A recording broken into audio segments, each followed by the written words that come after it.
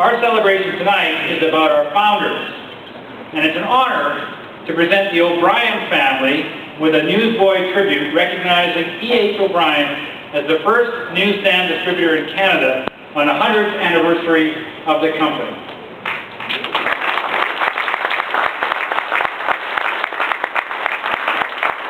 The story of the O'Brien family is a great one as the first pioneer in our business in Canada.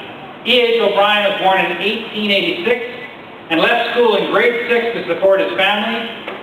Ed O'Brien started his business on the 26th of November 1907 with the Toronto Daily Star as a part-time operation with 10 dealers.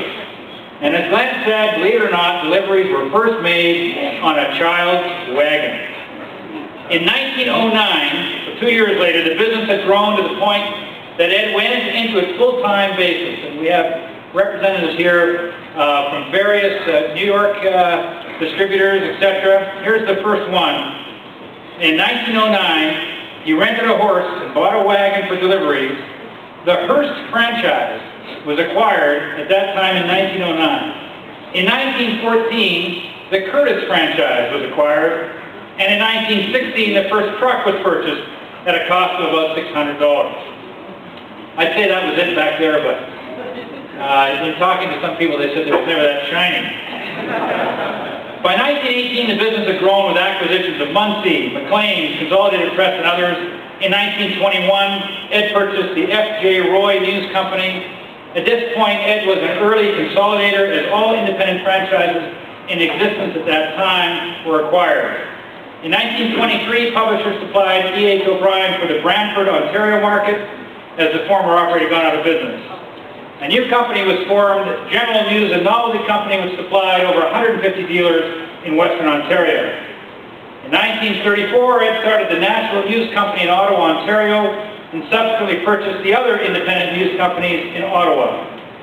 In the 1950s, Ed's son Fred managed the 3 agencies, in addition to purchasing the Hamilton operation and renaming the company Mountain City News.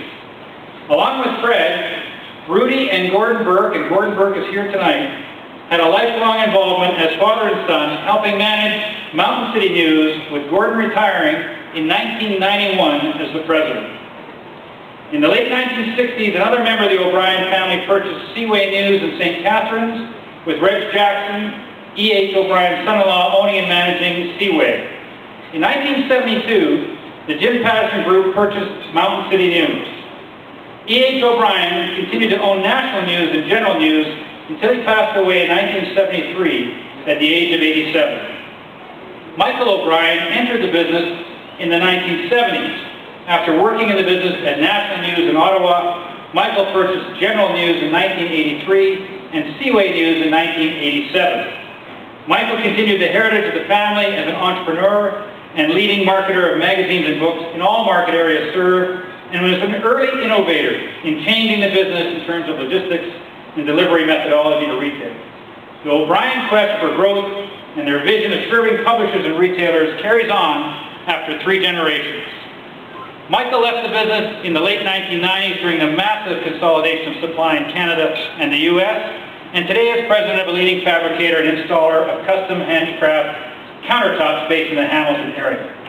We are very pleased tonight to have Michael and many members of the extended O'Brien family join us, and please accept our gratitude for all the years of growth, excellence, and innovation that have been the hallmark of all the O'Brien families since E.H. O'Brien made his first delivery in November of 1907. Michael O'Brien, thank you.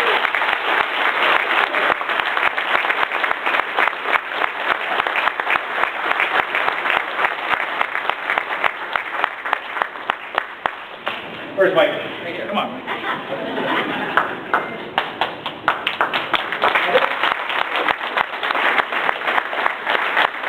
This is a newsie, a brass statue of a newsboy, which is a limited edition, which we gratefully give to the O'Brien family.